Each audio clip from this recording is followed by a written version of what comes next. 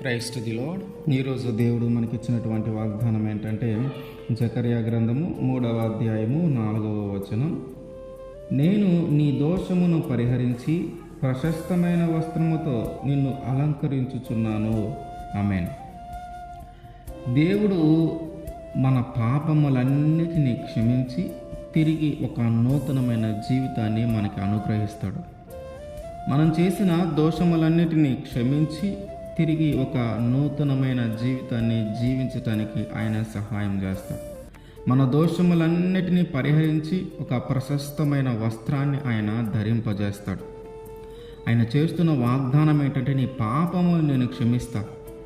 నీ గత జీవితము ఎంత అన్యాయంగా జీవించావో, నీ గతము ఎంత రోతగా జీవించావో వాటన్నిటినీ తుడిచివేసి, వాటన్నిటినీ కడిగివేసి, వాటన్నిటినీ నీలో నుండి తీసివేసి ఒక నూతనమైన వ్యక్తిగా, పవిత్రత కలిగిన వ్యక్తిగా, పరిశుద్ధుడిగా, ఒక ప్రశస్తమైన వస్త్రము ధరించేలాగున నేను నిన్ను చేస్తానని దేవుడు వాగ్దానం చేస్తూ ఉన్నాడు.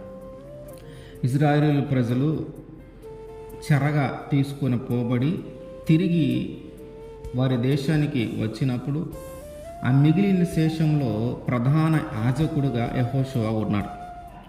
మనం గమనిస్తే మోషే గారి తర్వాత నాయకత్వం వహించినటువంటి యెహోషువ కాదు, ఈయన వేరే ఆయన. యెహోషువ ఉన్నప్పుడు, ప్రధాన యాజకుడిగా ఉన్నప్పుడు వాళ్ళందరూ అప్పటికే దేవుని మాటను వినక, దేవుని మార్గంలో నడవక, దేవుడు చెప్పింది చేయక పాపంలో ఉండిపోయారు. ఎప్పుడైతే ప్రధాన యాజకుడిగా దేవుడి ముందు నిలబడుతూ ఉన్నాడో అతనిలో పాపం ఉంటుంది. అక్కడ అందరిలో పాపం ఉంది. ఇశ్రాయేలు ప్రజలు, అతని మీదనో పాపం ఉంది.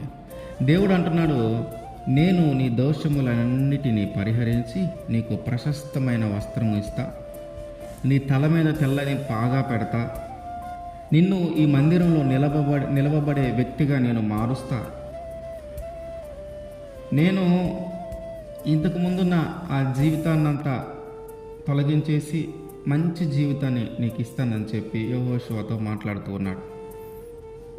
వారు చేసిన దోషములన్నింటినీ క్షమించి, వారు చేసిన పాపములన్నింటినీ క్షమించి, వారి మీద ఉన్న మలిన వస్త్రములను తొలగించి ప్రశస్తమైన వస్త్రమును ధరింపజేసి మందిరంలో ఆయన సేవ చేసేలాగున, మందిరంలో ఆయన ముందు నిలబడేలాగున నేను నిన్ను మారుస్తాను, నేను నిన్ను ఏర్పాటు చేస్తాను అని చెప్పి దేవుడు సెలవిస్తూ ఉన్నాడు యెహోషువతో. ఎలాగైతే వారు చేసిన పాపములన్నింటినీ క్షమించి తిరిగి దేవుని ఎదుట నిలవబడటానికి, తిరిగి దేవుని మందిరంలో పనిచేయటానికి, తిరిగి దేవుని సేవ చేయటానికి వారందరినీ పవిత్రపరుస్తూ ఉన్నాడో, వారి దోషములన్నింటినీ పరిహరిస్తూ ఉన్నాడో, వారి పాపములన్నింటినీ క్షమిస్తూ ఉన్నాడు. అట్లాగే మన విషయంలో కూడా దేవుడు అదే అంటున్నాడు. నువ్వు చేసిన పాపమునంతా నేను క్షమిస్తాను, నువ్వు చేసిన దోషములన్నిటిని నేను పరిహరిస్తాను, నువ్వు నీ యొక్క గత జీవితాన్ని, నీ యొక్క రోత జీవితాన్ని, నీ యొక్క పాప జీవితాన్ని అంతా మార్చి ఒక నూతనమైన జీవితాన్ని, ఒక పవిత్రమైన జీవితాన్ని, ఒక పరిశుద్ధత కలిగిన జీవితాన్ని నేను నీకు అనుగ్రహిస్తా.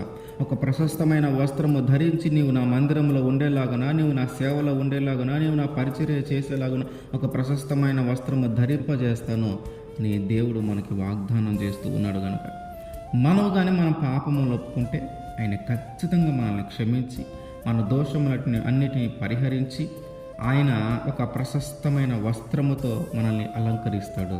ఆమేన్.